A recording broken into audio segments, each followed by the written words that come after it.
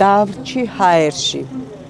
ამაღამ საწავიდე ისაც არ ვიცი. ბოლო წლებში ათასობით ოჯახმა უკვე დაკარგა საცხოვრებელი გაპრობლემურებული ვალის ან ბანკების მათ მფლობელობაში მყოფი მიკროსაფინანსოების და მათთან გარიგებული მევახშეების გამო. არადა 2012 წელს ამას გვირდებოდა ბიძინა იმანიშვილი. ძალიან აქტიურად მუშაობ. ისე გავაკეთეთ, რაც ბანკები დავაზარალოთ. და ვიდეოები მოსახლეს დაუტოვოთ თავისი საქმე და მაქსიმალურად დაუბრუნდეთ. ხელისუფლებაში მოსვლის პირველივე წელს უცნაური რამ მოხდა. პარლამენტმა შემთხვევით პირველი მოსმენით მხარი დაუჭირა გამოსახლებების შეჩერებას.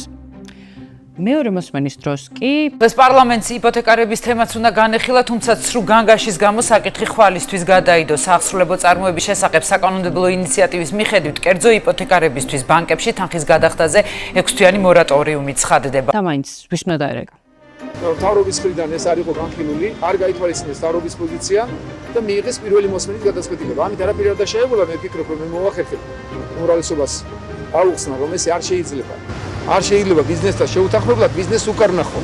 იქ ბანკები არიან და ბანკებს აქვთ იპოთეკური ცეცხლები გაცემული და ისინი შეიძლება დაზარალდნენ და ამისთან ამინჩი თუ ადამიანს ქუჩაში გამოუშვებდნენ, მე ეს ვერაფრით ვერ წარმომედგინა.